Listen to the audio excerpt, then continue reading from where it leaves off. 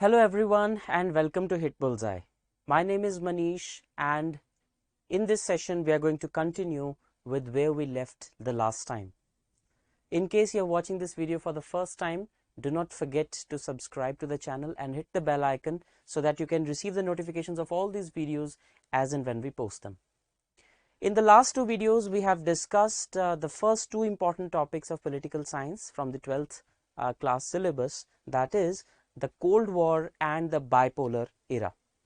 So उन दोनों classes में हमने discuss किया in detail what Cold War is, how the Cold War proceeded, what were the important elements of the Cold War. Basically it was a war between the United States of America on the one hand and the Soviet Union on the other hand. And it was not specifically a war, or say literally a war. It was a case of hostility between two superpowers. Hostility in the sense that it never came to a full-blown hot war because of the threat of nuclear deterrence, but nonetheless there was hostility among the two countries. In दोनों countries के बीच में ideologically differences थे, with USA being the capitalist power and the USSR being the socialist one. And then they proceeded to make their own allies, they proceeded to make their own agendas in international relations. In almost every sphere of relations they were at odds with each other. So that was the era of Cold War, and that is also the era that we call that of bipolarity. That means the entire world geopolitically was kind of divided into two poles. One pole led by the United States of America and the other pole led by the Soviet Union. इस class में हम उससे आगे discuss करेंगे. We will discuss the concept of unipolarity.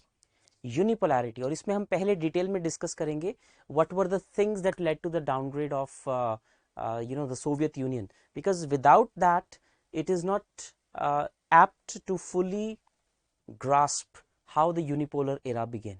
So basically we will try to understand in this class कि कैसे बाइपोलरिज्म जो है वो धीरे धीरे खत्म हुआ, कैसे यूएसए और सोवियत यूनियन जो कि दोनों सुपर पावर्स थे उसमें से कैसे धीरे धीरे Soviet union collapsed in 1991 and then the unipolar era started. Unipolarity simply means, what is the meaning of unipolarity here? When we say that something is unipolar, when we say that the world is unipolar, what it actually means is that it simply means that there is one superpower.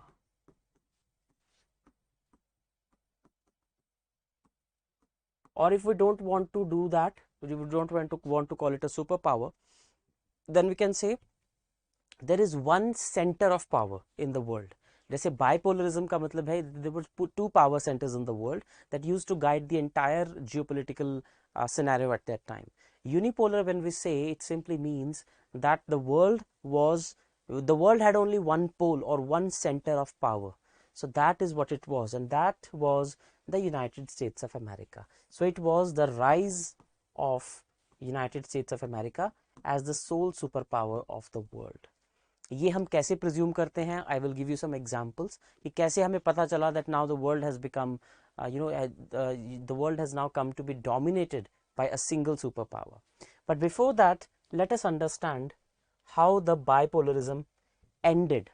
What was it that led to the end of the Soviet Union, or how it all happened? So this map basically that you can see over here, this is the map of the Soviet Union. This entire area that you can see over here is the Soviet Union, the largest country in the world at that time by area. In fact, even now, even after the disintegration of USSR, 15 countries इससे अलग हुए थे. Despite that, Russia continues to be the largest country in the world. So that should give us an idea कि अगर 14 countries अलग अलग टूट जाने के बाद भी उनमें से एक country दुनिया की आज भी सबसे बड़ी country है area wise, तो that means अगर वो सभी इकट्ठे थी तो उसका size कितना बड़ा होगा. It was larger than most of the continents in the world. So this is the entire area where this is a modern day Russia, and then there are the other countries. Here you have Mongolia, and here you have all the Eastern European countries, and here you have the the Central Asian republics. All of these were earlier a part of the Soviet Union, right? So just to give you the context of how it all started happening, there was Russian Revolution in 1917 that led to the establishment of a communist state in Russia. Russia में वहाँ की royal family के against एक बहुत ही बड़ा rebellion हुआ था, Russian revolution उसे कहते हैं 1917 में, after which the workers and peasants they came together and they established socialism in USA, in Russia. They tried to create a unified central state where national and ethnic differences were eliminated. So they were basically fighting for equality. They were basically fighting for an end to the kingship, right? So Tsar was ruling before that time and there was a lot of inequality in the society. So ultimately the Tsar was ousted and the people obtained the power, right? Lekin there were certain economic problems that were there in Russia. So basically we are only discussing that aspect of Russia because we have already discussed it in detail. So we are only discussing that part that led to the disintegration of USSR. So there were certain historical problems in Russia. Non-Russian ethnic groups, they resisted assimilation. Disintegration क्यों हुआ Russia का? एक तो of course reason ये था that due to the communist model there was a lot of inefficiency in the public sector, जिसकी वजह से people started comparing Soviet Union with the you can say West European countries, जहाँ पे capitalism था, तो वहाँ की progress में बहुत gap था, तो इस वजह से लोगों ने अंदर से revolt करना शुरू कर दिया against Soviet Union.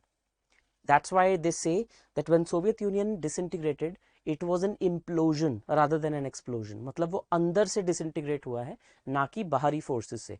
Of course, there was an impact of some outside forces as well that cannot be totally denied, but the major reason was implosion. So जो non-Russian ethnic group थे, वो नहीं चाहते थे कि हम एक ही country में रहें.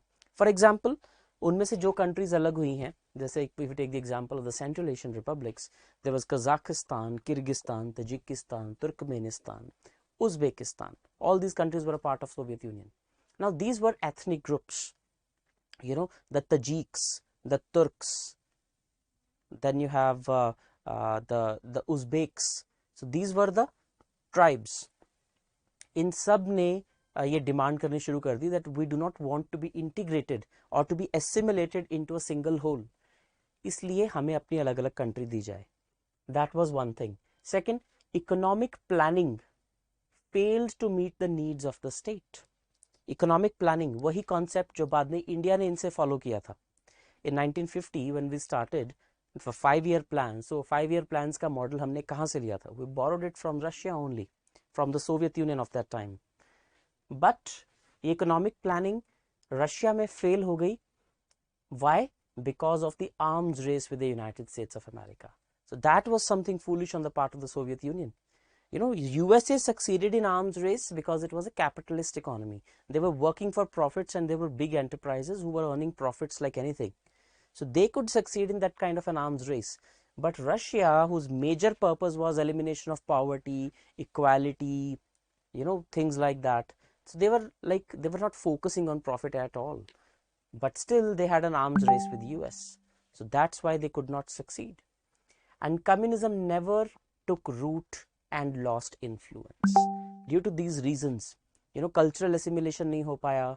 Then arms race with USA led to, because arms race leads to a drain on the resources, a huge drain on the resources. So due to these reasons, economic problems started to show in the Soviet Union.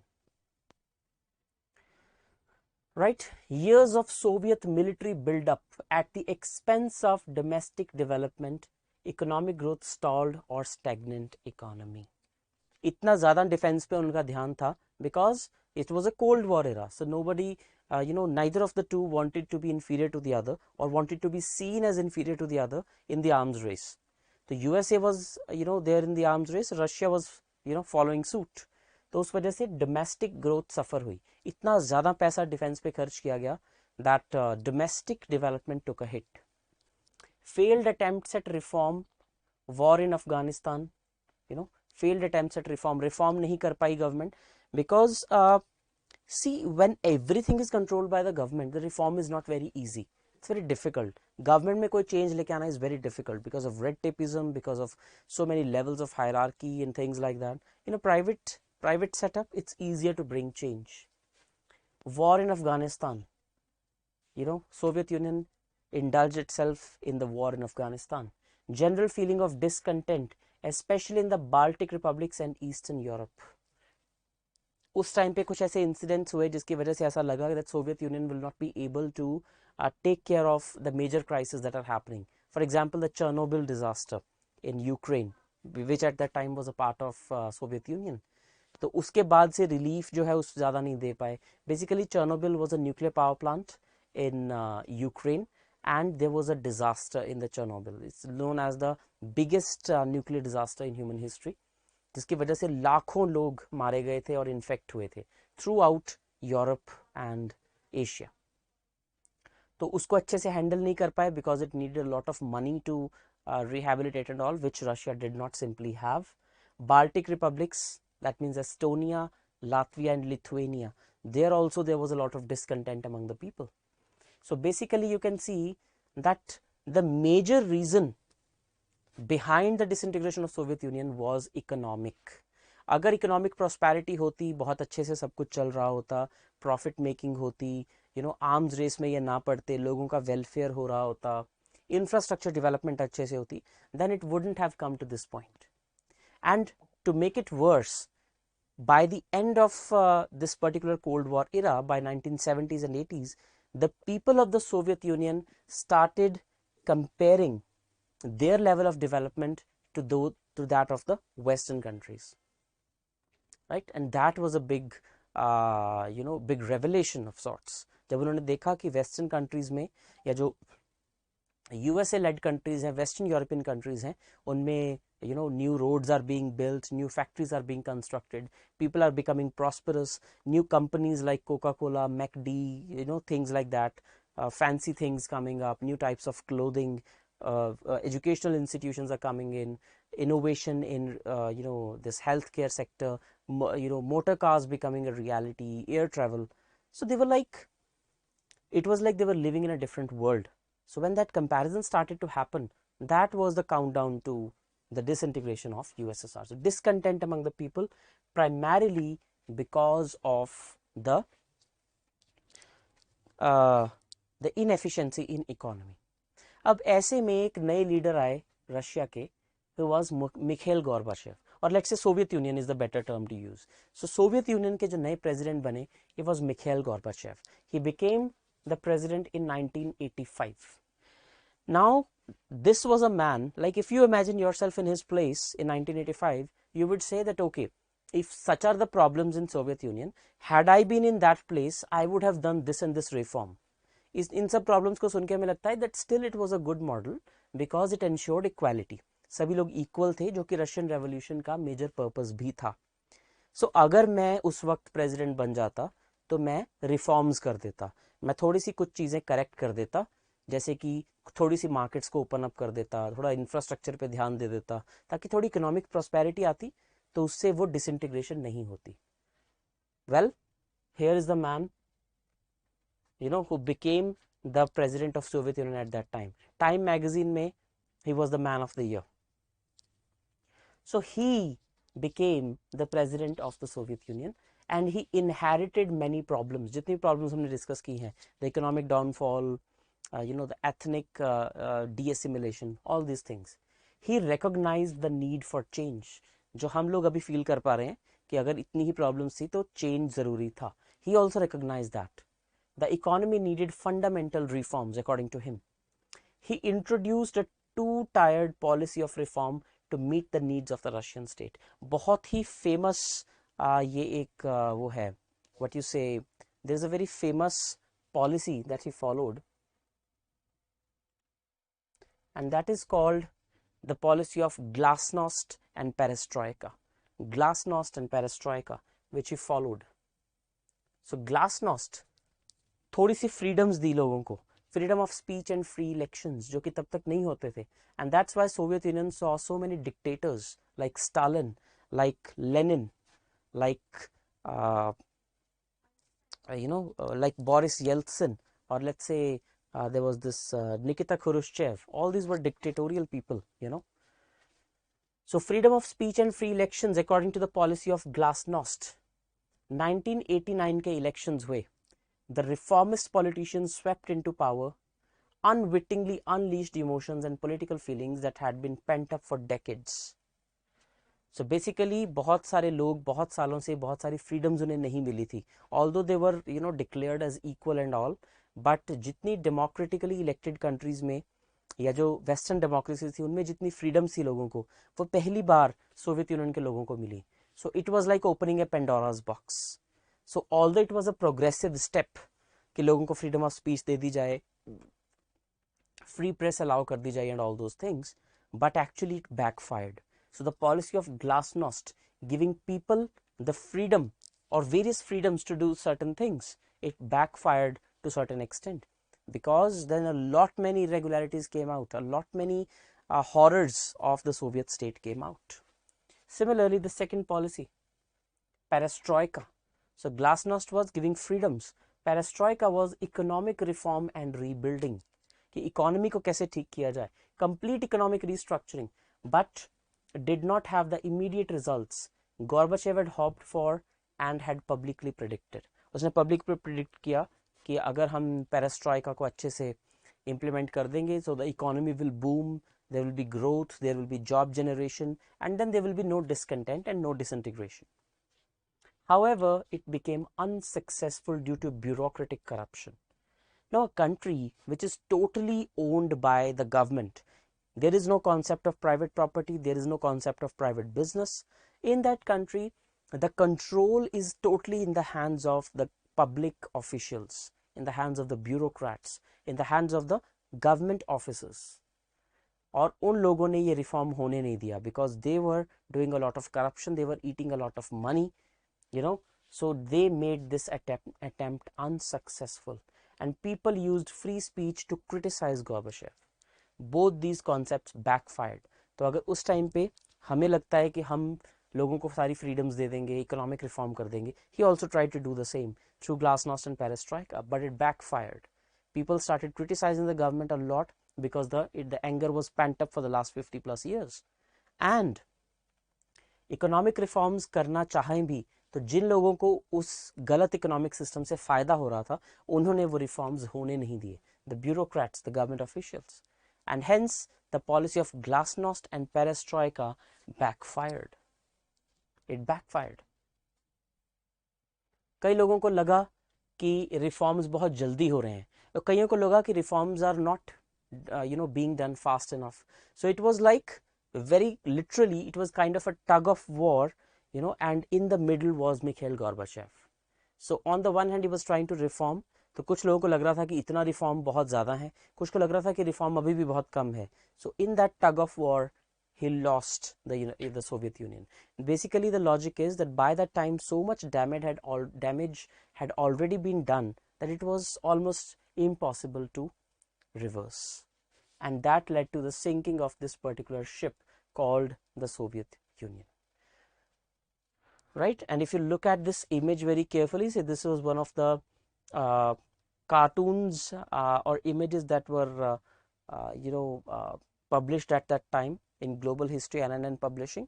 So here the ship of the Soviet Union is sinking, and all these countries that separated from that, like Georgia, Armenia, Uzbekistan, Azerbaijan, Kazakhstan, Russia, Tajikistan, Latvia, Estonia, all these came out of it, the smaller boats. So all these are basically the smaller boats, as you can see. So all these came out of it. 15 countries came out of it. And here the bipolarity almost ended, and it was only one pole in the world now, the United States of America. So this is the fall of USSR. The disintegration began on the peripheries. Baltic nationalist movements demanded autonomy, challenge to Glasnost. Baltic states, Estonia, Latvia, Lithuania, they were the first to declare their independence. Non-Russian minority groups agitated for independence during this period. Again, अब एक बार एक जो है problem हुई तो उससे सभी लोग जो है वो डिमांड करने लग गए कि हमें भी ऑटोनॉमी दी जाए. What was Gorbachev's response to all this? he had tried very hard to reform the Soviet Union, but it did not happen. So decision to not use military force to put down revolutions in Eastern Europe. अब जब protest होने शुरू हुए तो normally Soviet union क्या करता था जब प्रोटेस्ट होते थे, they used to suppress it because जो फ्रीडम्स थी वो नहीं अवेलेबल होती थी. But this time Gorbachev said that no, we will not suppress it, it's democracy, it's like the freedoms have been given to the people, let them protest. तो वो protest जो थे वो they ousted him from power only. Allowing revolutions to run their course would spell disaster for the Soviet Union. यही revolutions बाद में disintegration की वजह बने. Ultimately eroded the power of the Soviet Union during 1989 and 1990. अगर ये पुराना Soviet union होता या अगर मिखाइल गोर्बाचेव की जगह कोई और डिक्टेटर होता, so there is a theory that perhaps Soviet Union wouldn't have been disintegrated, but it was good, because he allowed the people to vent their ire, and that led to the collapse of Soviet Union. A new entity was formed, Commonwealth of Independent Republics, or CIS, Commonwealth of Independent States, right? But still they did not accept that. So finally in 1991 the Soviet Union collapsed. Now how does America fit in this particular picture? Russia had built up a military arsenal surpassing that of the United States. इस पूरी picture में अब America कैसे एक single pole बनने की तरफ बढ़ा. Enormous military expenses in combination with collectivized agriculture and inefficient manufacturing were heavy burden on the economy. This we are talking about Russia. तो ये सारी चीजें burden बन गई रशिया पे. Enormous military expenditure, collectivized agriculture, पूरे इंडिया में, पूरे देश में एक तरह से एग्रीकल्चर होगा, collective, inefficient manufacturing, because the profit is not the motive, तो वो कुछ भी बनाते जा रहे हैं. Then in USA the Reagan administration persuaded Saudi Arabia to increase the oil production to inflict damage on Soviet Union, and it resulted in 3 times drop of oil prices, and oil was the main source of Soviet export revenues. अगर किसी चीज़ की supply बहुत ज़्यादा हो जाए तो उसकी price गिर जाती है. लाइक डिमांड कांस्टेंट है बट सप्लाई ओवर बहुत ज़्यादा सप्लाई हो जाए तो उसके प्राइस जो है वो डाउन चली जाती है. And that led to another immediate economic crisis in Soviet Union because they were good exporters of oil. Finally, they signed an agreement and they shifted to democracy, they shifted to diplomacy. Substantial arms agreement sign किए गए कि ठीक है, दोनों countries ने सोचा कि ठीक है अब हम आर्म्स को थोड़ा कम करते हैं. Basically this was a signaling an end to the Soviet Union. That's all that it is. Then the Berlin Wall incident.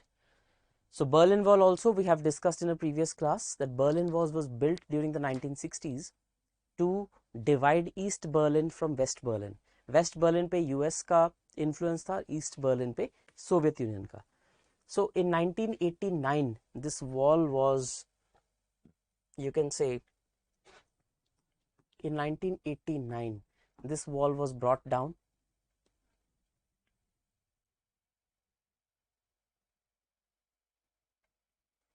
Right? So just look at this particular statement.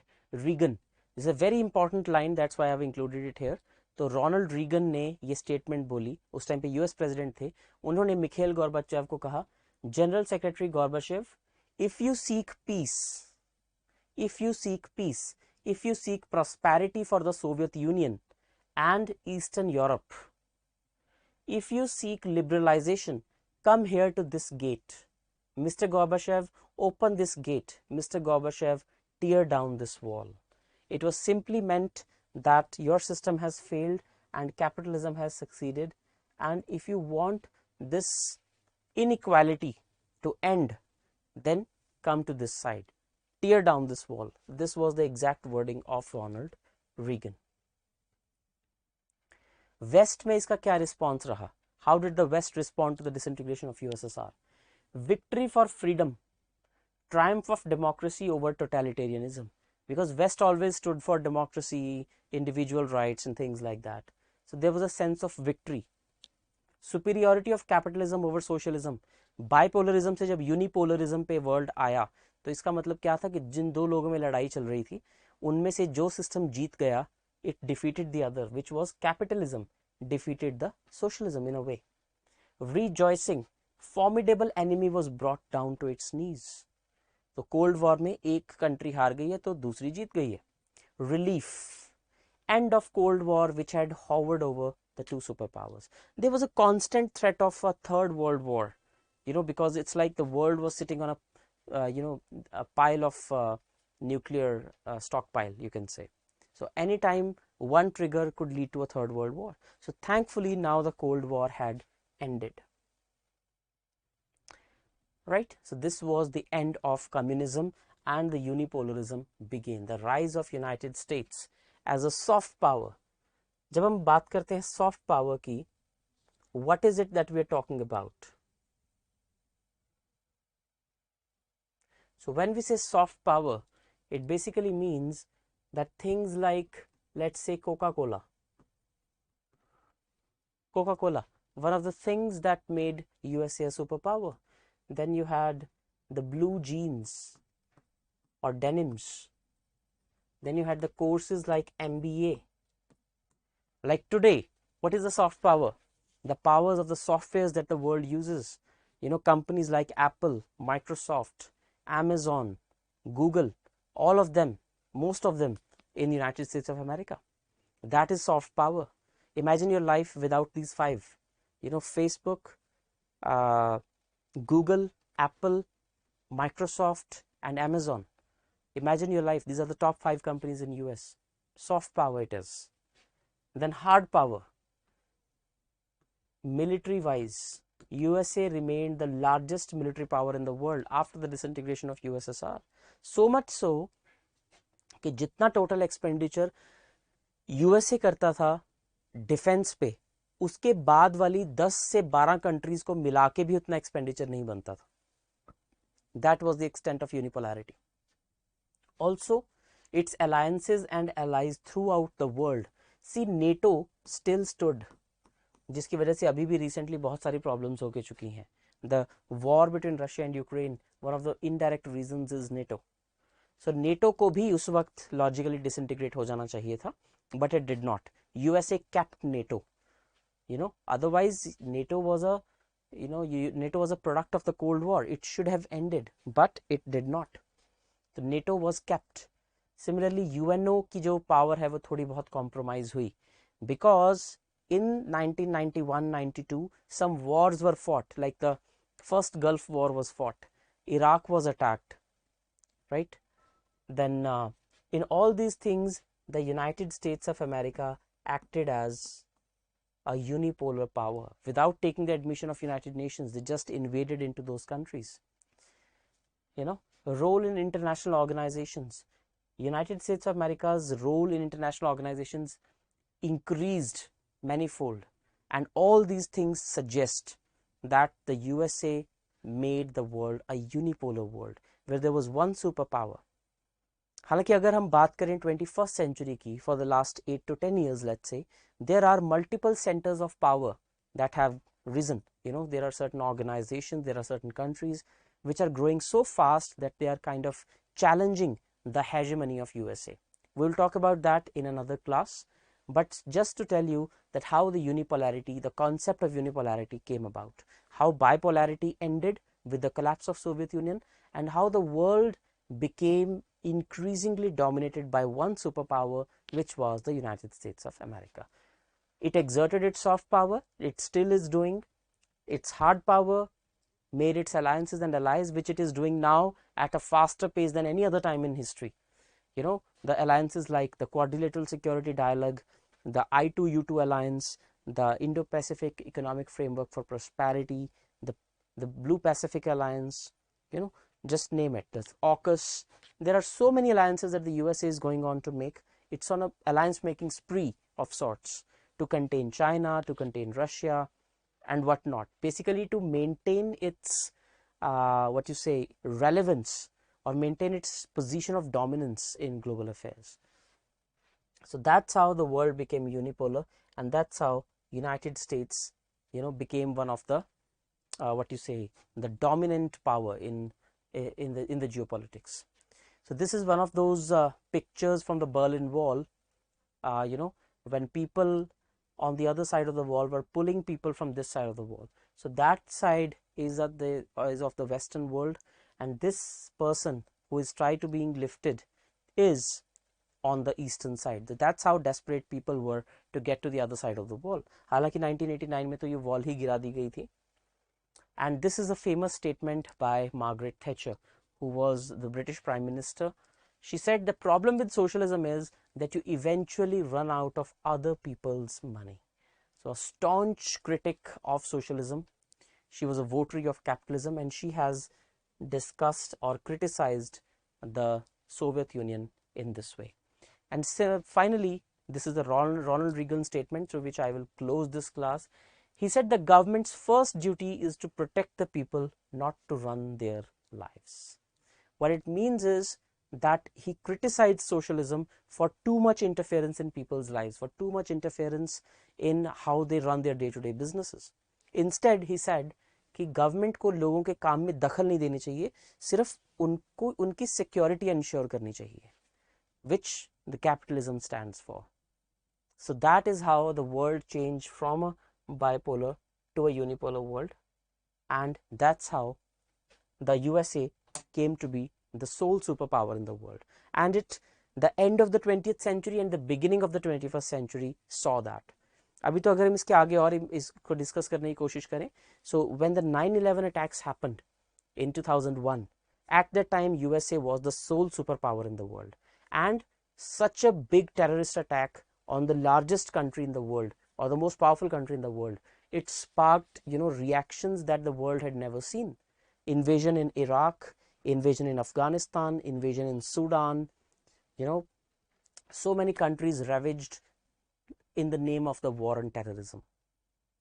So all these things done by United States of America as a retaliation of the 9/11 attacks.